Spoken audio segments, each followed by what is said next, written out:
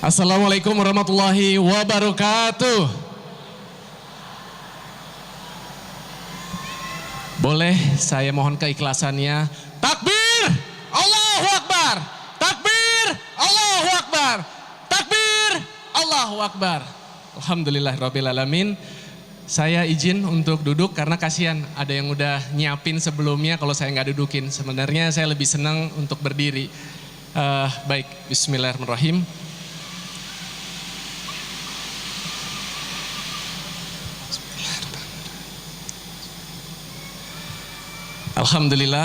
Alhamdulillahirabbil alamin. Assalatu wassalamu ala asyrafil anbiya'i wal mursalin sayyidina wa maulana Muhammadin wa ala alihi wa sahbihi ajmain. Amma ba'du.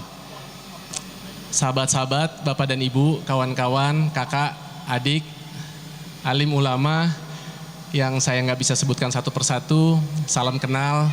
Saya Adrian Maulana yang mungkin sebelumnya teman-teman lebih sering melihat di layar televisi atau di media sosial. Hampir 20 tahun saya bekerja sebagai seorang TV presenter, pemain sinetron dan juga pemain film. Namun saya tersadar bahwa sebenarnya saya punya tanggung jawab lain di dalam dunia yang Allah berikan kepada kita semua, adalah salah satunya juga untuk berdakwah. Jadi mohon maaf, saya di sini bukanlah adalah orang yang paling pintar, saya bukan orang yang paling soleh, namun saya kebetulan mendapatkan amanah dari AA dan Masjid Istiqlal untuk berbagi pengalaman hidup maupun juga hal-hal yang insya Allah bisa menjadi manfaat dan inspirasi buat kita semua, insya Allah. Baik, tentunya kita tidak lupa untuk mengucapkan syukur kehadirat Allah Subhanahu wa Ta'ala, karena hanya atas rahmat dan izinnya saya dan kita semua bisa berkumpul di tempat yang mulia ini, di Masjid Istiqlal, masjid kebanggaan masyarakat Indonesia, masjid terbesar se-Asia Tenggara yang saat ini sedang dalam keadaan direnovasi.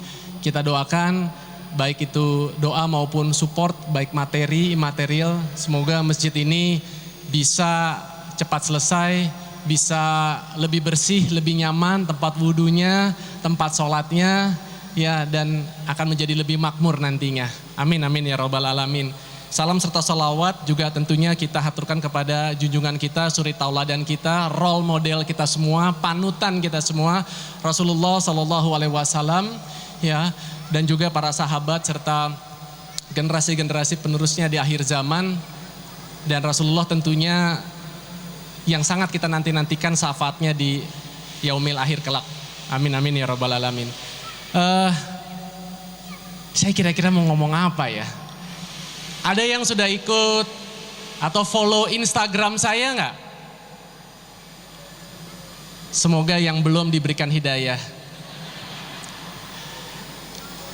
Insya Allah saya suka memberikan motivasi dan inspirasi melalui Instagram saya. Kenapa? Karena saya sadar bahwa saya sekarang ini udah nggak tampil lagi di televisi. Lalu bagaimana ya saya bisa menjalin hubungan ukhuwah persaudaraan dengan saudara-saudara saya.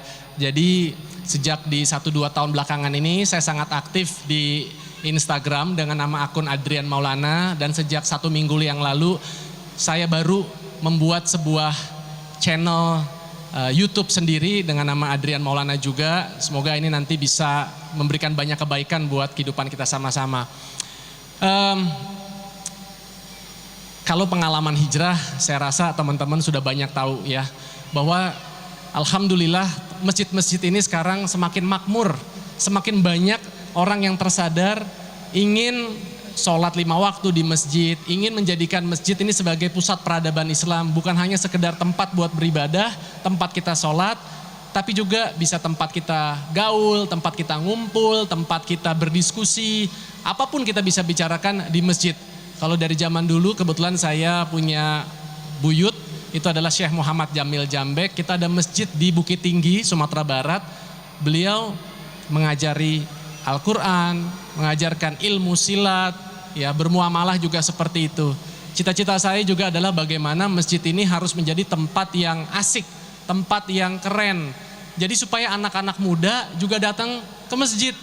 Bukan cuman orang-orang yang ya sudah sebentar lagi mau dipanggil sama Allah aja gitu. Bukan hanya orang-orang yang soleh aja. Justru masjid ini harus didatangi oleh siapapun. Supaya orang-orang banyak yang bisa mendengarkan dan juga akhirnya menerapkan kebaikan-kebaikan Islam sebagai agama yang terbaik di muka bumi ini. Dan kita tentunya harus bangga sebagai umat Islam karena kita memiliki panduan dalam Al-Quran yang diturunkan oleh Allah melalui malaikat Jibril yang kalau kita mau selamat, kita cukup aja mengikuti manual booknya. Kalau kita misalnya beli handphone aja, kita suka mempelajarinya, lihat bukunya, buku panduannya. Masa sekarang hidup kita supaya nggak punya masalah, apakah itu dengan pasangan, apakah dengan orang tua, apakah dengan atasan, apakah dengan sesama manusia, ataupun juga termasuk juga terhadap makhluk lain. Kemudian kita menjalankan semau gue. Tentu saya pikir kita menjadi manusia yang terlalu takabur. Untuk itulah saya kemudian sama teman-teman artis, kami tersadar, kami jadi kepengen ngaji, kami kemudian bergabung dalam kajian musyawarah.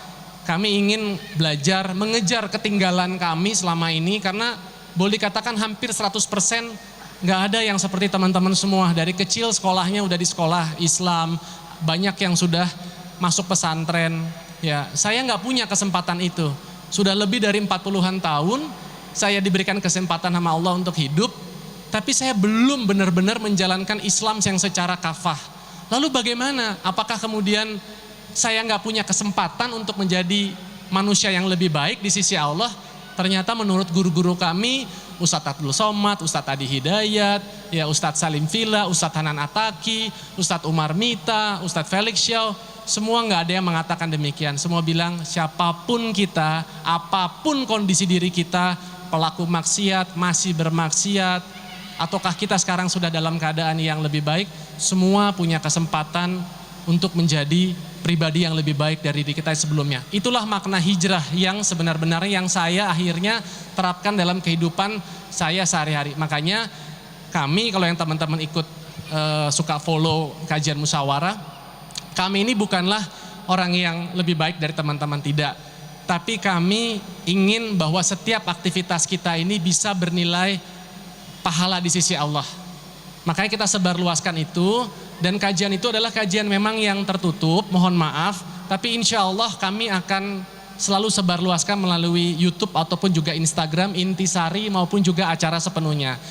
1 tahun 2 kali, kami juga insya Allah akan membuat tablik akbar. Seperti minggu lalu kami buat di Bintaro tablik akbar yang dihadiri Masya Allah yaitu belasan ribuan orang bersama dengan Ustadz Abdul Somad. Jadi mudah-mudahan nanti suatu ketika teman-teman juga bisa berkesempatan. Baik, itu baju sedikit pembuka aja karena orang bilang tak kenal maka tak sayang. Sekarang saya sudah meninggalkan dunia pertelevisian, sekarang saya bekerja kantoran, saya menjadi seorang profesional di bidang investasi. Nanti pada saatnya saya akan juga cerita mengenai aktivitas pekerjaan kantoran saya. Tapi izinkan saya di waktu kurang lebih sekitar 45-50 menit ke depan, saya kepengen untuk berbagi sesuatu yang sebenarnya teman-teman mungkin suka lihat atau ingin bertanya-tanya. Adrian Maulana terlihat begitu sehat, atletis, suka olahraga, ya. Makin tua kok katanya semakin fresh, jeruk kali fresh ya. Apa sih yang dilakukan? Jadi izinkan saya ingin membawakan materi mengenai jurus sehat secara syar'i. Kenapa saya bilang secara syar'i? Karena dulu waktu saya kenal gaya hidup sehat, saya belajarnya dari teman saya yang seorang binaraga, ya, fitness, Aderai. Siapa yang nggak tahu dia? Itu sahabat saya, Masya Allah, yang memberikan banyak kebaikan buat hidup saya. Kita doakan semoga Aderai juga bisa mendapatkan hidayah Islam dari Allah Subhanahu Wa Taala karena beliau beragama Hindu, tapi istrinya Islam, ya. Beliau orang yang sangat baik. Saya dulu adalah seorang yang pernah mengalami ketidakpercayaan diri dan punya berat badan 93 kg. Dari zaman saya SMP, saya hadir ke sini, saya bawa ibu saya tercinta juga. Mama, assalamualaikum, tolong ma. Ya, Nah ini ibu saya nih teman-teman semua. Kalau saya jalan-jalan kemana-mana, nggak ada yang percaya itu ibu saya. Semua pada bilang itu kakak saya. Apa ibu saya yang awet muda atau saya yang awet tua? Ya, dan di sebelah ibu saya itu adalah istri saya, Desi Ilsanti, ya mantan None Jakarta yang ketemu saya di pemilihan Abang Jakarta, None Jakarta tahun 98. Dan alhamdulillah dari Desi saya dikaruniai 2 orang putri. Yang pertama Syarla, usianya insya Allah 17 tahun. Dan ternyata Allah juga dengan kebaikannya nitipkan saya lagi 1 orang putri yang baru berusia insya Allah 5 tahun. Syeza yang ikut bergabung sama kita tuh. Syeza, saya Dek boleh berdiri sedikit Dek? Ya? Malu ayah ya. Gitu. Jadi kakak dan adik bedanya 12 tahun. Pasti pada bingung. Mas Adrian itu mohon maaf itu dari, jangan pikir yang enggak, itu semuanya dari satu istri ya. Alhamdulillah saya termasuk yang suami takut istri. Banyak yang bertanya kenapa sih Mas Adrian kayaknya sehat ya, istrinya sehat, kok punya anaknya jauh banget bedanya. Kita nggak akan pernah tahu teman-teman ya, kita berbuat baik aja ada orang yang bisa nggak suka, apalagi kalau kita nggak berbuat baik. Kita menjaga kesehatan aja belum tentu kita pasti akan terus sehat dalam kehidupan kita atau bisa berumur panjang. Karena ada takdir, mungkin orang yang selama ini menjalankan kesehatan tapi dia membawa gen dari orang tuanya, ada yang punya problem penyakit jantung, gagal ginjal, prostat, diabetes dan lain sebagainya. Tapi apakah itu membenarkan diri kita untuk menjadi pribadi yang pesimis bahwa ya udah deh nanti kayaknya saya akan meninggal karena kanker, saya akan meninggal karena jantung. Kenapa? Karena orang tua saya, kakek saya kan meninggalnya karena seperti itu. Jadi ya udahlah saya hidup mah begini-begini aja. Bukan kesalahan kita kalau kita lahir dalam keadaan miskin. Tapi akan menjadi kesalahan dan kebodohan kita kalau kita nanti meninggal juga dalam keadaan miskin. Bukan kesalahan kita kalau kita lahir dalam keadaan keluarga yang tidak sehat atau bahkan sehat tapi ternyata qadarullah Allah titipkan kakek orang tua kita misalnya yang tadi saya katakan punya penyakit yang degeneratif yang kemudian mereka dipanggil oleh Allah dalam keadaan sakit. Tapi akan menjadi kerugian dan kebodohan diri kita kalau kita akan membiarkan diri kita dan hidup begini-begini aja, tidak menggunakan akal yang Allah udah berikan kita yang memuliakan manusia dibandingkan dari makhluk-makhluk ciptaan Allah lainnya seperti hewan dan juga tumbuh-tumbuhan. Kalau kita tidak mau mengaplikasikan hal-hal baik dalam kehidupan kita. Saya yakin semua di sini kepengen hidupnya panjang, kepengen masuk surga. Tapi berapa banyak saudara-saudara kita yang diberikan usia yang panjang tapi hidupnya sakit-sakitan. Ada yang dari usia 30-40 tahun sudah sakit-sakitan sampai dia berpulang di usia 75, 80, 30, 40 tahun hidup terbaring akibat sakit. Ya. Jadi di sini saya terpikir, aduh bagaimana ya supaya kita bisa mewujudkan hidup yang tadi dikatakan pengen hidupnya panjang, sehat walafiat, matinya masuk surga. Contohnya kan seperti itu. Apakah berarti hanya mereka yang berprofesi sebagai dokter, ahli gizi, nutritionist adalah orang-orang yang berhak mendapatkan kesehatan seperti itu?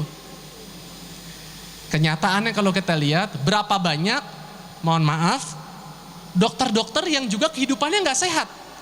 Dokter-dokter yang akhirnya harus mengalami kesakitan dalam kehidupannya karena ternyata edukasi, informasi saja tidaklah cukup. Betul, kita sadar bahwa pengetahuan sekarang ini sudah semakin maju, ya. Tapi banyaknya buku, banyaknya seminar yang kita datangin, kita ikuti, tidak menjamin teman-teman akan punya tingkat kualitas hidup, tingkat kualitas kesehatan yang optimal. Sama, keinginan aja, motivasi aja, niat aja, juga rasanya nggak cukup.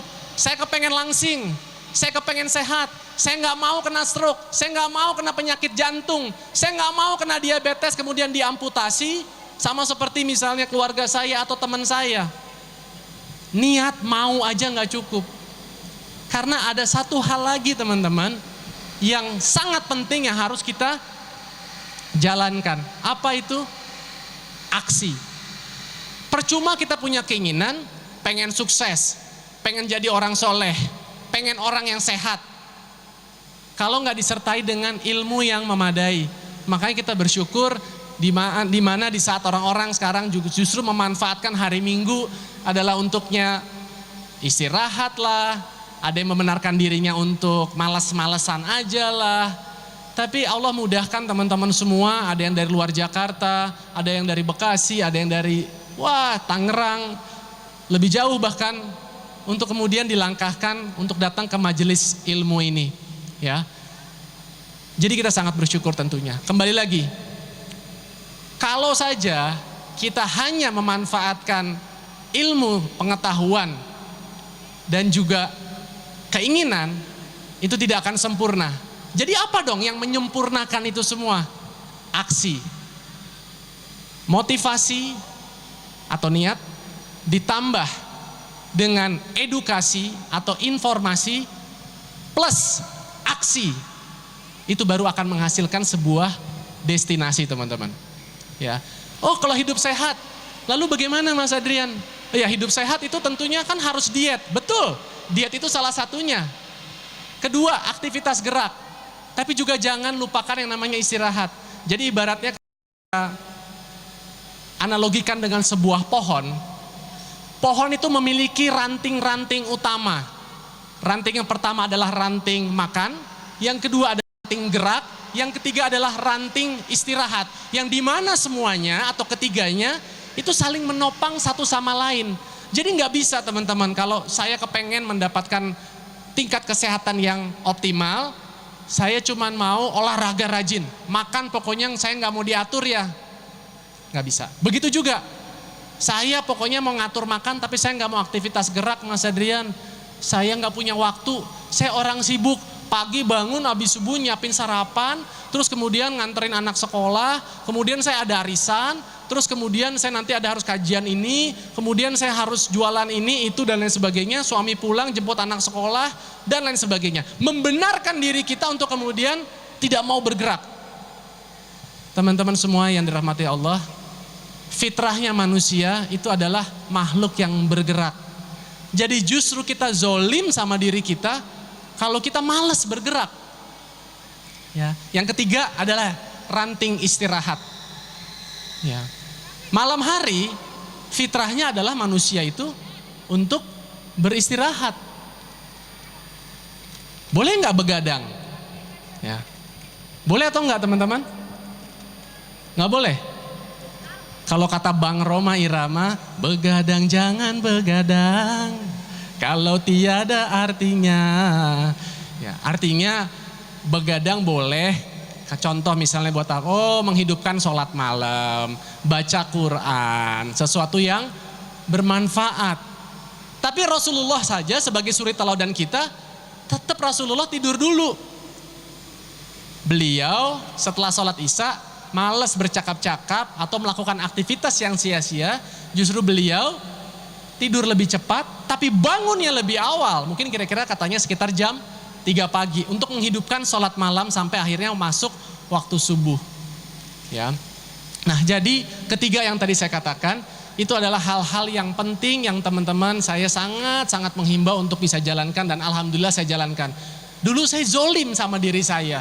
Kenapa? Karena saya membenarkan diri saya sebagai seorang pemain sinetron yang kerjanya pagi sampai pagi. Kadang saya bekerja 28 jam di luar rumah, berangkat jam 7, jam 8 pagi, saya pulang jam 12 siang. Keesokan harinya, sampai rumah jam 1 siang, kecapean, malas sholat zuhur karena udah begitu capek, bangun-bangun jam 5, jam 6, langsung karena takut terlambat berangkat lagi ke lokasi syuting. Saya sering melalaikan apa yang menjadi kewajiban-kewajiban saya. Allah berikan mungkin pada saat itu harta benda, Allah berikan popularitas, Allah berikan kenikmatan-kenikmatan hal seperti itu. Tapi ternyata Allah juga berikan ujian kepada diri saya. 6 Desember 2012 saya pernah mengalami satu momen yang akhirnya membuat saya berhijrah. Saya mengalami kerampokan di dalam rumah saya. Saya kehilangan harta benda lebih dari 1,5 miliar teman-teman, hanya dalam tempo 28 menit. Kok bisa dalam 28 menit? Iya, karena ada CCTV dan pelakunya adalah orang terdekat saya. Saya tidak mau bercerita tentang itu karena teman-teman nanti bisa lihat di YouTube juga, sudah banyak kisah saya tentang itu. Tapi yang saya kepengen ceritakan bahwa apapun diri kita, siapapun diri kita, hidup kita ini pasti itu akan mendapatkan yang namanya ujian. Bukan berarti orang yang terkenal, orang yang tenar, orang yang punya banyak harta atau orang punya banyak kemewahan, jabatan, itu tidak luput dari ujian, tidak. Karena bisa jadi itulah ujian hidupnya. Sebaliknya, bukan berarti ada orang yang mengalami sedikit harta benda, tidak pernah jabatan naik-naik, itu adalah sebagai suatu hukuman atau tidak sayangnya Allah kepada dirinya dia. Karena justru mungkin disitulah letak kebaikannya yang kadang kita seringkali tidak tahu. Tapi pada saatnya baru nanti kita akan paham. Ya, teman-teman semua, kita tidak akan pernah dikatakan cinta sama Allah kalau kita belum pernah diuji dari sesuatu yang paling kita sangat suka-sukai, yang paling kita cintai. Orang yang terlalu sayang sama keluarganya, insya Allah dia akan diuji dari keluarganya. Apakah dari pasangan hidupnya, apakah dari anaknya. Orang yang terlalu cinta sama harta, insya Allah dia akan diuji dari hartanya. Dan saya adalah orang yang udah pernah mengalami itu. Saya kumpulkan harta lebih dari 10 tahun, hilangnya hanya dalam tempo 28 menit. Dulu saya bercita-cita pengen bisa naik haji sebelum usia 40, pengen yang hajinya adalah haji ONH+.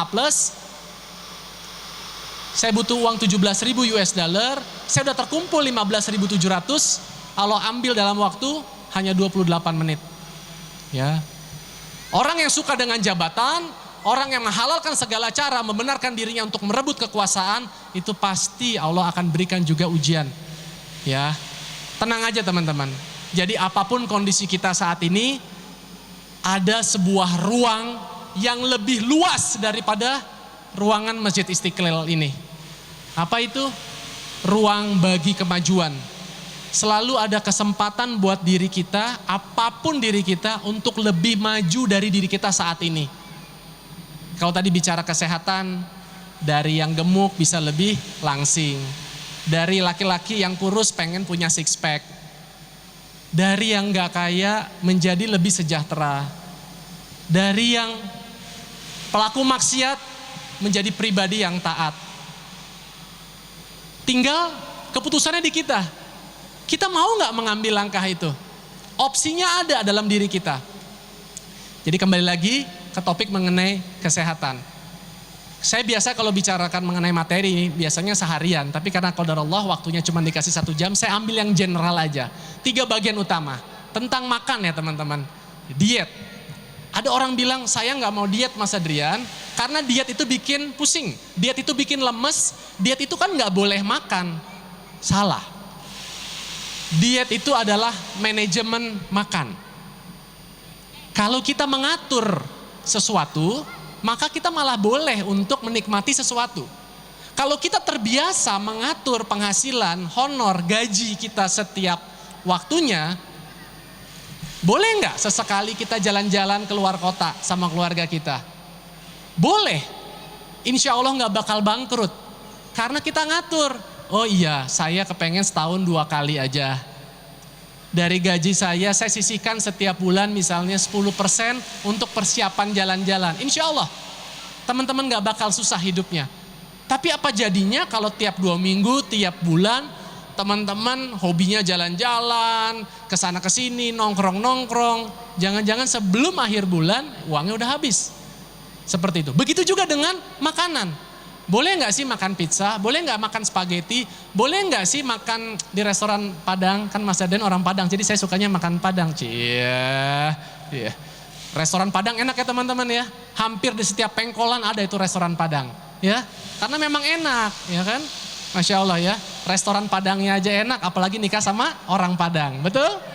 Jadi yang jomblo saya doakan nanti ketemunya orang Padang ya. Amin amin rabbal alamin. Walaupun orang Jawa, orang Madura, orang Papua semuanya juga sama baiknya dan sangat semuanya memiliki pribadi yang setara di mata Allah. Yang membedakan hanya tingkat ketakwaannya aja. Amin amin robbal alamin. So kembali lagi teman-teman. Jadi kalau kita terbiasa mengatur, insya Allah tidak akan masalah tingkat kesehatan kita. Ya. Jadi kalau kita terbiasa sehari-hari makan yang secukupnya aja, jangan berlebih-lebihan, ya. Ikutin apa yang menjadi sunnahnya Rasulullah SAW. Kemarin kita bersyukur sebagai umat Islam kita memperingati hari lahir Rasulullah SAW, 12 Rabiul Awal. Ya, selama ini teman-teman mengatakan, oh saya cinta Rasulullah. Insya Allah saya juga sangat adalah mengharapkan syafaatnya beliau nanti. Saya makanya menjadikan dia sebagai role model kita, menjadikan beliau sebagai suri tauladan kita. Kalau nggak salah itu kan ada tuh di surat Al-Ahzab.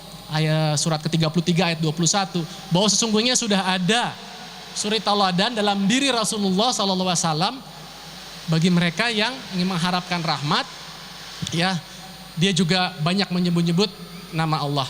Jadi teman-teman, kalau ingin hidup kita selamat, benar, ikutin aja role model kita, Rasulullah. Tapi Rasulullah bukan hanya dalam tata cara beribadah. Rasulullah dikenal sebagai seorang yang amanah, yang mengakui ini bukan hanya umat Islam, tapi termasuk musuh-musuhnya Rasulullah. Orang yang amanah, orang yang fatonah, orang yang sidik, orang yang tablik, itu ada dalam diri Rasulullah. Kalau nggak percaya, teman-teman googling aja. Bahkan ada seorang penulis non-muslim, namanya Michael H. Hart. Dia membuat buku adalah 100 tokoh yang paling berpengaruh di dunia. Dan Rasulullah kita itu menempati peringkat yang pertama. Orang non-muslim aja mengakui seperti itu. Lalu bagaimana kita? Sayang banget kalau hanya mengikuti sunnahnya Rasulullah, hanya sekedar penampilan semata. Misalnya yang paling umum, oh Rasulullah apa sih? Memelihara janggut. Rasulullah misalnya celananya agak dinaikkan dari atas mata kaki. Ya, Rasulullah adalah orang yang punya akhlak baik, orang yang jujur, orang yang santun. Betul, itu semua bagus. Tapi masih banyak lagi sunnah-sunnah Rasulullah, termasuk juga dari cara Rasulullah menerapkan gaya hidup sehat dalam kesehariannya. Rasulullah kalau terkait dengan makan, Rasulullah makan pada saat perutnya terasa lapar. Dan baru berhenti, dan sudah berhenti maksud saya, sebelum perutnya merasa kenyang. Jadi Rasulullah itu makannya memang sedikit-sedikit. Kalau kita dikit-dikit makan. Ya. Oke. Rasulullah sering berpuasa. Umat Islam diwajibkan untuk berpuasa di bulan Ramadan. Tapi Rasulullah juga menjalankan puasa-puasa sunnah. Senin Kamis, puasa 3 hari dalam 1 bulan, di hari ke-13, 14, 15. Ya, teman-teman mungkin yang sudah menjalankan alhamdulillah, yang belum bisa diikuti gitu ya. Karena banyak sekali kebaikan-kebaikan yang sayangnya baru ditemui oleh manusia-manusia zaman sekarang, baru ditemui oleh teknologi kesehatan zaman sekarang, yang padahal Islam sudah menyatakan demikian dari lebih 1400 tahun yang lalu. Pada saat Al-Quran diturunkan, yang itu adalah bahasanya Allah, itu kalamnya Allah, yang kemudian diturunkan melalui malaikat Jibril kepada Nabi Muhammad SAW. Disinilah kenapa kita melihat banyak orang akhirnya berbondong-bondong memasuki agama Allah. Iza jaa nasrullahi wal fath wa ra'aitan nasa yadkhuluna fi dinillahi afwaja fasabbih bihamdi rabbika wastaghfir innahu kana tawwaba. Ya. Kita lihat banyak orang berbondong-bondong untuk masuk ke dalam agamanya Allah karena mereka menemukan kebenaran di dalam agama kita. Mohon maaf kalau sampai ada orang Islam yang kemudian murtad, itu bukan karena faktor finansial. Itu karena semata-mata lebih banyak karena faktor finansial. Tapi hampir nggak ada yang saya tahu bahwa orang yang tadinya non-muslim kemudian sampai menjadi seorang Islam, menjadi muslim, saudara kita, semata-mata karena mereka menemukan kebenaran dan kebaikan di dalam Islam. Jadi penting buat kita sebagai hamba Allah, karena kita punya tugas juga berdakwah dan harus menyampaikan ayat-ayat Allah ini walaupun cuma 1 ayat kepada semua makhluk bukan hanya kepada saudara-saudara kita umat Islam, ya, karena itu memang menjadi fitrah kita, hak dan kewajiban kita. Karena Rasulullah saja berdakwah itu adalah untuk seluruh semesta alam. Jadi makanya kenapa penting buat kita untuk bisa menjadi inspirasi buat teman-teman kita, lingkungan kita, tempat kerja kita di mana kita biasa beraktivitas. Supaya orang juga menemukan, kamu kok beda agama sama saya, tapi kok kamu gak sungkan-sungkan ya untuk menasihati saya, memberikan banyak kebaikan kepada saya, bersedekah juga kepada saya, bekerja juga sama saya, berbisnis juga sama saya. Karena itulah ajaran Islam. Ya. Jadi kenapa kita maksudnya di sini harus berperan? Karena kita harus sadar bahwa kita sekarang ini sedang masuk dalam kemajuan peradaban agama Islam. Dan saya mengajak teman-teman semua bukan hanya sekedar menjadi penonton, tapi mari kita menjadi pemain. Sayang kalau kita hanya duduk di pinggir lapangan, hanya nonton, hanya bertepuk tangan saja, kalau kita tidak punya peran apa-apa. Karena saya menemukan ada sebuah hadis bahwa insya Allah ya, tidak akan bergeser kedua kaki seorang hamba di akhirat kelak, kecuali dia akan ditanya mengenai 4 perkara. Umurnya dihabiskan buat apa aja. Yang kedua, ilmunya diamalkan atau tidak. Jadi apapun profesi teman-teman, pengetahuan teman-teman, ada yang tentang ilmu agama, ada yang tentang ilmu kesehatan, ada yang ilmu public speaking, ada ilmu bisnis, ada yang ilmu tentang online marketing, ada yang ilmu tentang misalnya desain dan lain sebagainya, amalkan. Ya, karena itu semua akan dipertanggungjawabkan. Kemudian yang ketiga adalah mengenai hartanya. Dari mana kita dapatkan dan kemana kita belanjakan harta kita. Apakah dari sumber yang halal, apakah dari sumber yang baik, dan juga kita belanjakan kemana. Apakah kita sudah membantu banyak masjid terbangun, apakah kita sudah membantu para ustadz dalam berdakwah, atau jangan-jangan hanya lebih banyak untuk sekedar memuaskan nafsu syahwat kita saja. Sekedar buat jalan-jalan, sekedar buat makan, janganlah seperti itu. Dan yang terakhir adalah lelah kita. Ya. Kemana kita habiskan capeknya kita ini buat apa aja? Mudah-mudahan capeknya teman-teman berangkat dari pagi sebelum subuh atau ba'da subuh ke Masjid Istiqlal ini dicatat sebagai amal pahala oleh Allah Subhanahu wa taala. Amin amin robbal alamin. Kembali teman-teman, jadi kalau mengenai makan ada 4 nih. Ya, yang perlu kita perhatikan. Pertama sumber, yang kedua jumlah, yang ketiga cara penyajian, dan yang terakhir adalah timing atau waktu. Kita ini manusia, bukan kuda. Jadi rasanya kurang tepat kalau cuma makan sayur-sayuran aja. Allah menciptakan ada sayuran, buah-buahan, biji-bijian, ya, ada juga daging. Rasulullah juga menikmati kok makan kambing, Rasulullah suka sekali. Tapi itu tadi, jangan berlebih-lebihan. Ya. Yang kedua, tadi mengenai jumlah, bukan berarti sesuatu yang baik boleh kita konsumsi serampangan. Saya makannya kan katanya kalau roti yang bagus gandum, Mas Adrian. Berarti makannya roti gandum aja terus. Ya bukan berarti kalau sarapan gandumnya segini, ya. Bisa gemuk juga, bisa nggak sehat juga. Karena kalorinya jadi berlebihan. Yang ketiga, cara penyajian. Ya. Beras bagus enggak? Bagus. Nasi putih bagus enggak? Bagus. Tapi kalau dibandingkan nasi merah, mana lebih bagus? Nasi merah tentu lebih bagus. Kalau dibandingkan dengan nasi basmati, Mas Adrian, lebih bagus lagi nasi basmati. Kenapa demikian? Karena dari beras itu ada mengandung kandungan gula. Ya. Di mana beras merah kandungan gulanya lebih rendah daripada beras putih.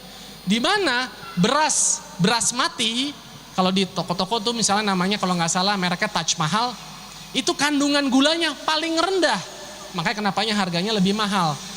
Kenapa kita harus juga memikirkan hal seperti itu? Karena kalau kandungan gulanya rendah, si nasi yang kita makan akan lebih lambat untuk tersimpan menjadi cadangan lemak.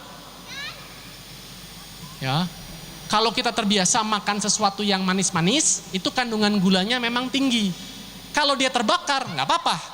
Tapi masalahnya kalau kita cuma banyak duduk dengerin kajian, hanya banyak kerjanya di balik laptop, komputer, beda seperti saudara-saudara kita yang pekerja bangunan, yang menggunakan fisiknya sehari-hari, mereka malah boleh minum yang manis-manis, mereka boleh makan nasi satu bakul, kok perutnya six pack, badannya berotot.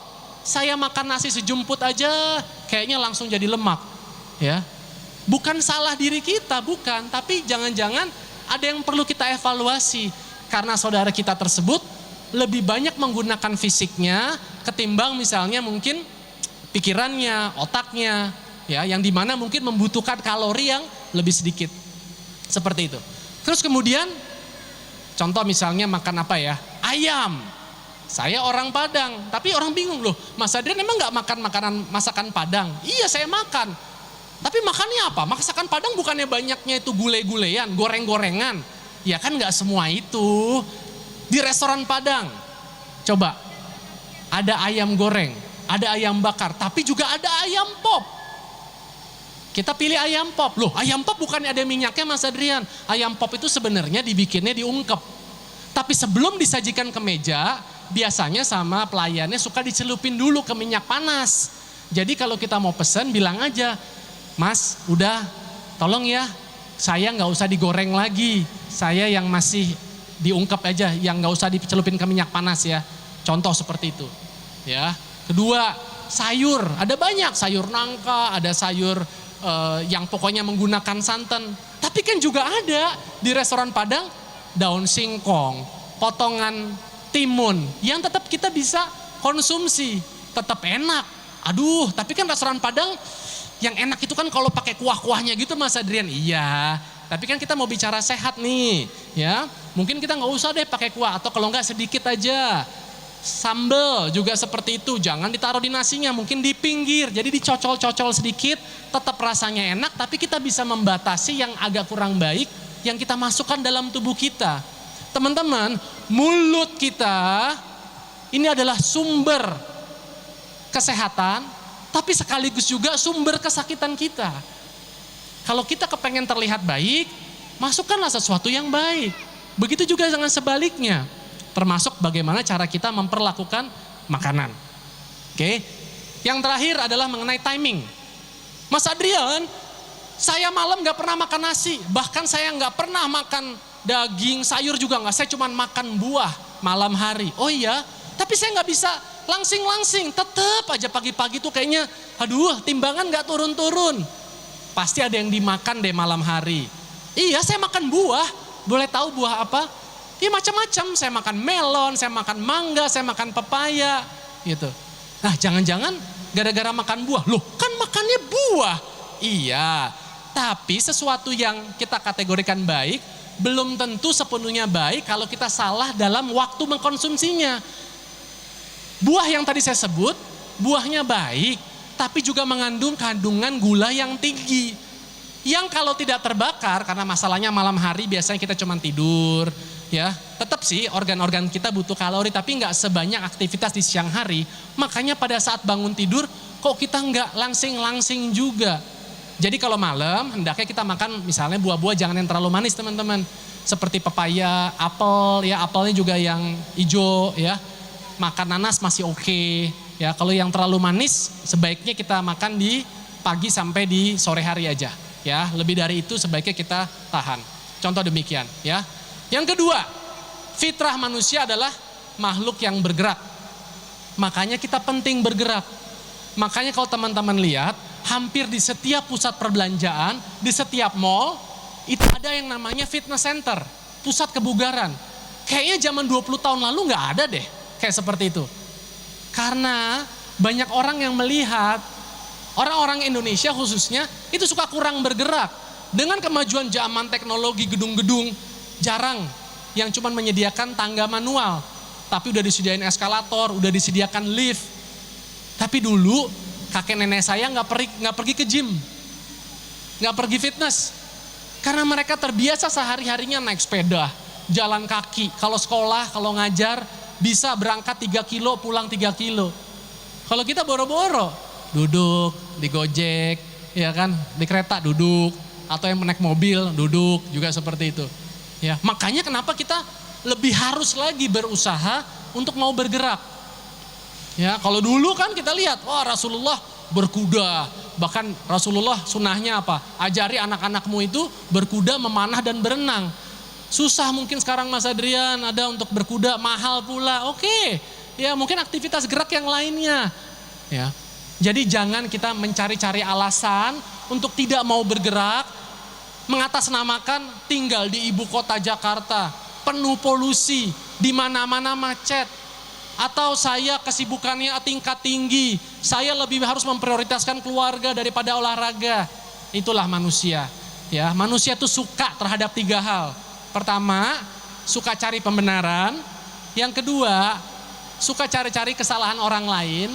Yang ketiga, suka komplain. Rumahnya jauh lah dari tempat pusat kebugaran. Habis karena ayah saya gemuk, ya wajar saya gemuk. Ya tadi karena keluarga saya tuh banyak yang meninggal karena kena penyakit misalnya ginjal, ya udah paling saya nanti akan kena masalah ginjal juga. Suka seperti itu, seolah-olah kehidupan kita itu selalu tergantung dari luar diri kita. Padahal apapun yang kita lakukan itu adalah atas dari perilaku kita sendiri. Ya, baik. Yang terakhir tadi teman-teman, setelah tadi mengenai diet, mengenai makan, mengenai aktivitas gerak, yang ketiga adalah mengenai istirahat. Gimana sih istirahat yang baik? Adalah yang cukup dan berkualitas. Katanya tidur itu harus 6-8 jam ya, menurut riset demikian. Rasulullah tidurnya kurang lebih sekitar setengah 10, bangunnya jam 3, itu kurang dari 8 jam. Tapi Rasulullah adalah pribadi yang kita tahu menurut riwayat, pribadi yang sangat sehat. Kenapa? Dikatakan Rasulullah pernah sakit seumur hidupnya sampai beliau wafat di usia 63, hanya pernah 2 kali sakit. Sakit Rasulullah yang pertama adalah pada saat Rasulullah diracun oleh perempuan Yahudi. Yang kedua, Rasulullah baru mengalami sakit pada saat Rasulullah menjelang ajalnya. Selebihnya Rasulullah sehat walafiat. Termasuk juga Rasulullah menjaga istirahatnya dengan baik. Jadi kenapa tadi saya katakan pada Isya usahakan kita lebih banyak di rumah, lebih banyak beristirahat, bangun di awal pagi. Kalau sekarang subuh udah 4.15, mungkin kita bisa bangun katakanlah misalnya 4:45 atau setengah 4, kita hidupin sholat malam. Karena tadi itu semua terkait. Dalam sholat kita melakukan banyak aktivitas gerak. Minimal 5 kali sehari kita diwajibkan untuk melakukan sholat. Ada 17 rakaat. Kalau kita menjalankannya dengan khusyuk, dengan baik, mengangkat tangan, kemudian kita ruku, ya, melenturkan semua sendi-sendi kita, kita bersujud, ya, memindahkan aliran darah yang tadinya biasa di atas ke bawah, dari bawah ke atas, membuat darah ini jadinya bersirkulasi, di mana kita tahu bahwa di dalam darah itu mengandung sekali banyak air, oksigen, nutrisi-nutrisi. Itu yang menyebabkan metabolisme tubuh manusia ini harus bisa berjalan dengan baik. Jadi kalau kita menerapkan syariat-syariat seperti itu, insya Allah teman-teman, kita ini akan dijauhkan dari sakitan. Ya. Sakit itu adalah sesuatu yang sebenarnya tidak ingin dirasakan oleh kita. Tapi masalahnya kalau kita bicara sehat, baru dianggap menarik pada saat kita sedang sakit. Ya. Sehat tidak menarik selagi kita miliki, dan akan menjadi begitu menarik pada saat sehat pergi dari kita. Jadi selagi kita punya sehat, kenapa nggak kita jaga? Kenapa nggak kita rawat sebaik-baiknya? Ya, obat yang paling mujarab itu adalah pola hidup sehat. Hidup sehat ini bukan tujuan teman-teman. Hidup sehat ini adalah fitrah.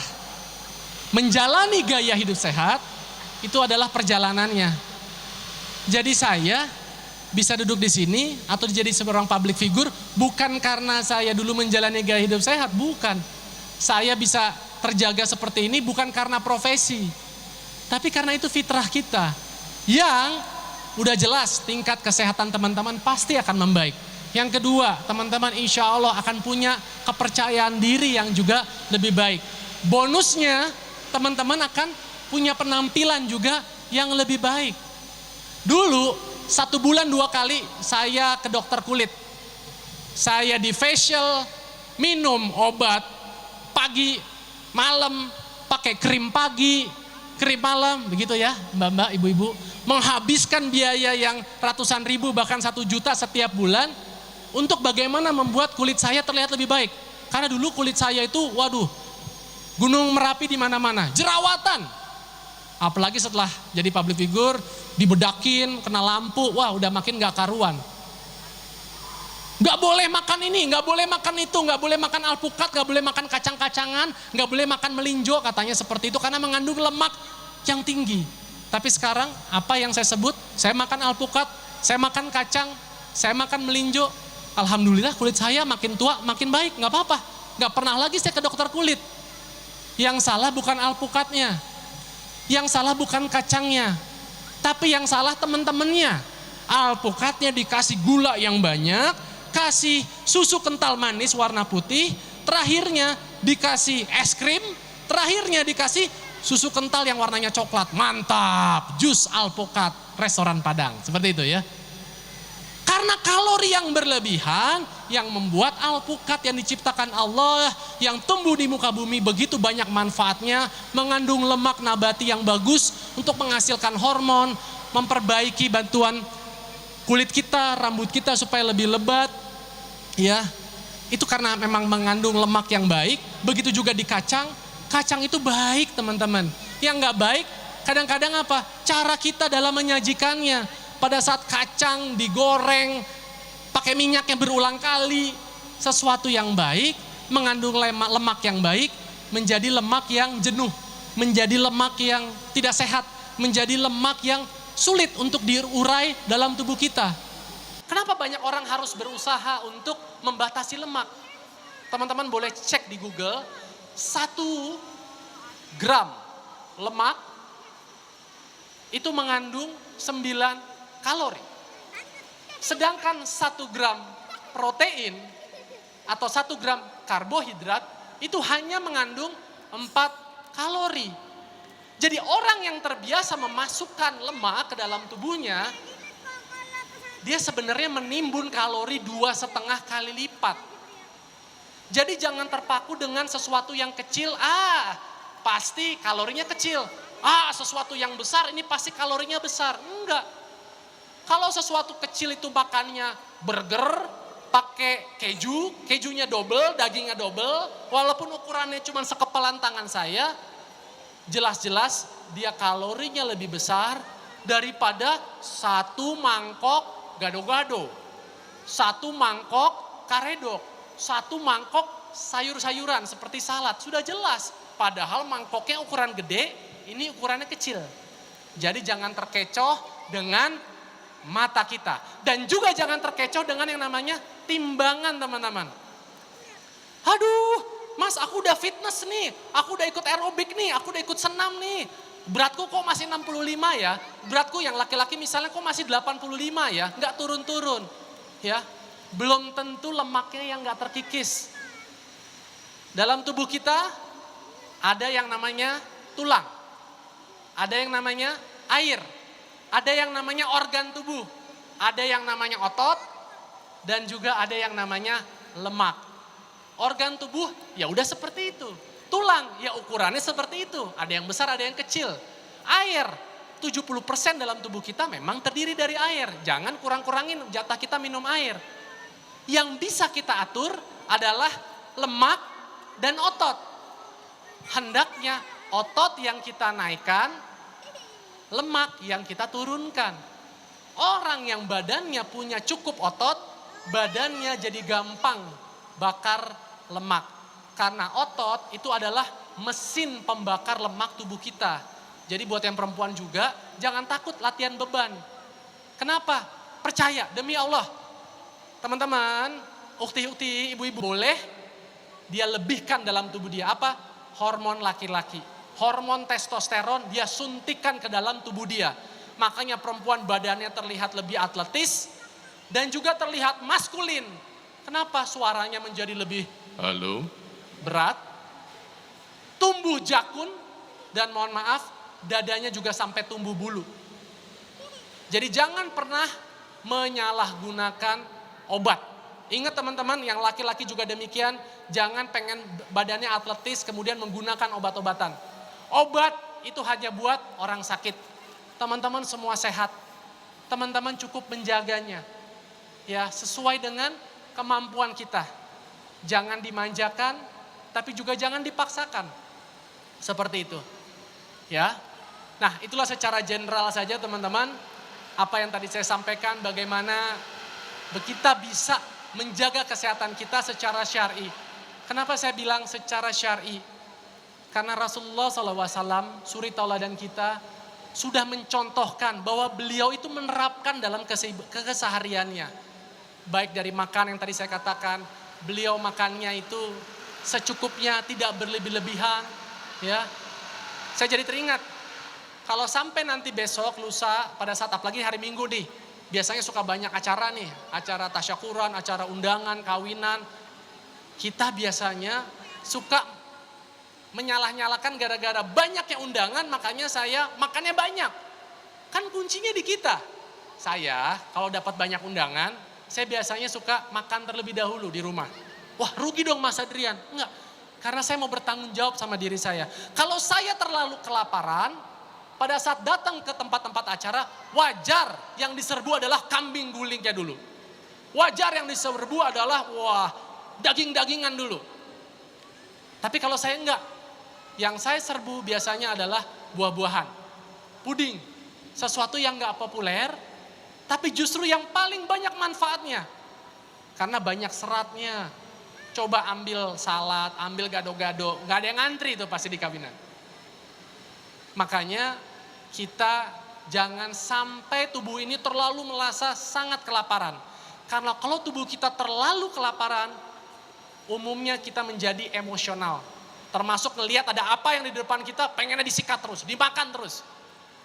Tapi kalau kita cukup terjaga rasa lapar kita, insya Allah kita akan cenderung lebih rasional. Akan lebih melihat mana ya yang baik, mana yang ini. Makanya kalau saya menerapkan pola makan saya sehari 5 kali. 3 kali makan yang utama, 2 kali makanan ringan.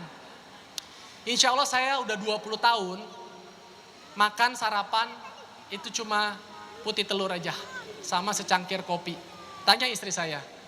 Ya pernah sih kalau saya lagi ada kuliner misalnya keluar kota, saya pernah nyobain ketupat sayur, saya pernah nyobain lontong sayur, pernah nyobain nasi kuning. Nyobain. Belum tentu 1 bulan sekali loh. Ya, nggak bosen, nggak. Karena saya udah menemukan kenikmatannya. Mas Adrian nggak kepengen sarapan goreng-gorengan, enggak. Kok bisa sih? Saya kalau ngeliat tukang gorengan rasanya saya langsung pengen mampir. Ya, tukang gorengan pengen mampir. Ya, kenapa? Karena itulah akal dan mata kita itu bisa mengelabui kita. Contoh seperti ini. Makanya perlu kita jaga mindset kita. Kalau dalam asosiasi kita bahwa yang namanya gorengan itu adalah sesuatu yang nikmat, gurih, renyah. Makanya kita akan tanpa merasa bersalah untuk ingin menyantapnya. Tapi sebaliknya, kalau kita asosiasikan bahwa yang namanya gorengan itu adalah sesuatu yang berminyak, lengket, susah untuk dibersihkan, akan masuk dalam pembuluh darah kita. Kalau dia ngelengket di dalam selang pembuluh darah kita, otomatis aliran darah kita jadi akan susah ngalir.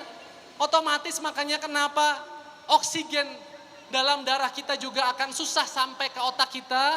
Makanya kenapa saya jadi sering nguap, atau kenapa kadang-kadang saya suka sakit di tengkuk saya. Jangan-jangan itu adalah gejala stroke.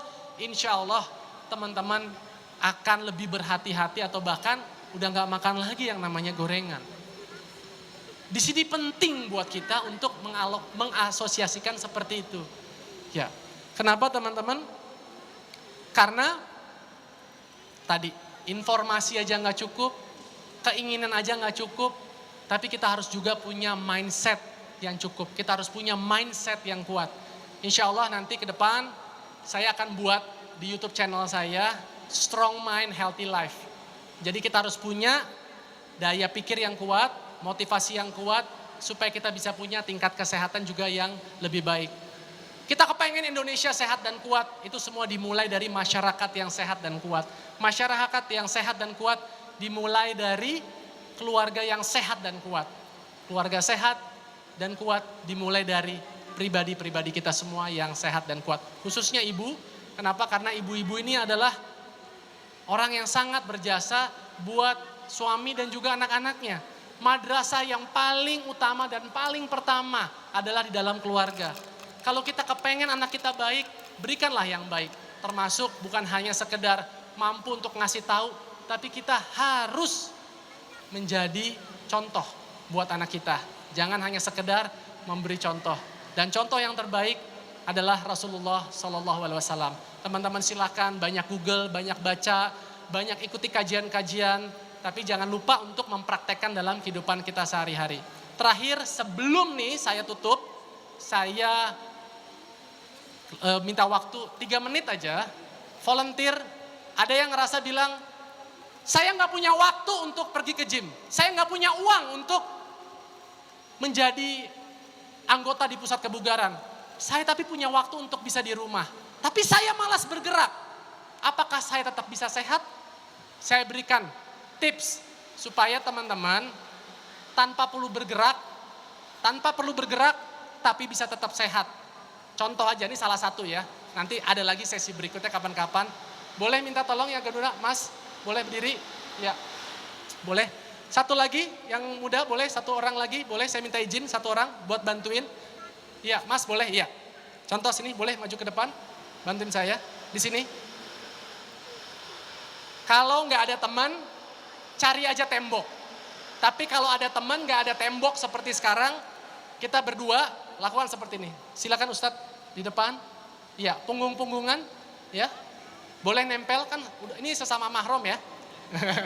Oke, geser ke tengah sedikit. Baik. Sekarang posisikan seperti layaknya Anda sedang duduk, ya. Ya, saling menyender kayak duduk ya. Kayak duduk seperti ini. Ya, duduk. Ditekuk kakinya, jadi kayak duduk ya, diatur ya, terus maju sedikit, diatur supaya terus ya kakinya lebih maju lagi ya, senderkan, saling memberati satu sama lain. Ya, oke. Baik. Kita 1 menit ya, kita lihat, kita mulai dari sekarang. Ya, 1 menit. Oke. Kan saya janji tadi bilang ya, nggak bergerak. Tapi apakah kita bisa sehat? Bisa. Contoh ini nggak bergerak. Bismillahirrahmanirrahim. Ya. Belum enak aja. Udah naik panggung itu kan mahal ya. Orang dimuliakan di atas panggung seperti ini, maka dikasih kesempatan untuk lebih lama. Ya, sudah mulai berkeringat ya, padahal belum 1 menit. Mas Adrian, susah nih saya nyari keringat. Nyari keringat itu gampang, tinggal mau atau enggak. Contoh seperti ini, ayo 20 detik lagi, 20 detik lagi. Ya, 20 detik lagi insya Allah. Baik. Oke, 5, 4, Masya Allah, ini pasti rajin zikir nih ya. Istighfar dulu. 3, 2, 1. Ya, oke, selesai ya. Takbir, Allahu Akbar. Oh, Allahu Akbar berjatuh ya. Luar biasa. Sebentar, hadap ke depan. Kalau Ustadz gimana Ustadz tadi perasaannya? Ya, pegel cuman udah biasa goes jadi. Udah biasa goes ya, Alhamdulillah. Sesuatu yang kita biasakan maka akan menguatkan. Ustadz terbiasa goes. Makanya diberikan tekanan seperti tadi, Ustadz nggak apa-apa, nggak ada keringetnya, kecil, karena sudah terbiasa. Alhamdulillah Ustadz kita yang satu ini matanya berkaca-kaca. Gimana perasaan Ustadz? Ya capek sih. Capek ya, kapok Ustadz? Kapok lah. Oh kapok? Ya karena kapok saya yakin saya nggak bakal diundang ke masjid ya Ustadz ya. Oke, terima kasih banyak Ustadz. Ya masih banyak lagi tentunya, jazakallah khair ya Ustadz, jazakumullah. Teman-teman, sayang karena waktu memang sangat terbatas, singkat, tapi itulah tadi hanya sekedar contoh bahwa Allah memberikan kita banyak sebenarnya kemuliaan-kemuliaan, kesempatan-kesempatan untuk kita tetap bisa menjadi pribadi yang bermanfaat. Dan untuk menjadi pribadi yang bermanfaat, kita harus punya sehat. Ya, kita bisa berkiprah, kita bisa berperan, kita bisa bekerja, kita bisa beribadah dengan baik. Kalau kita nggak punya sehat, kita nggak akan benar-benar bisa menjalankannya secara optimal.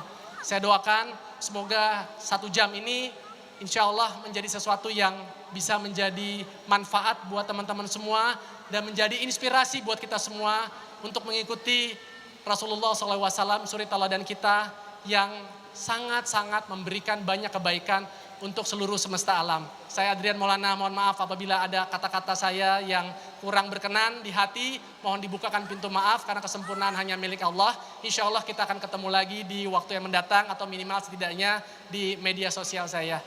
Ya, terima kasih. Wabillahi taufiq wal hidayah. Wassalamualaikum warahmatullahi wabarakatuh.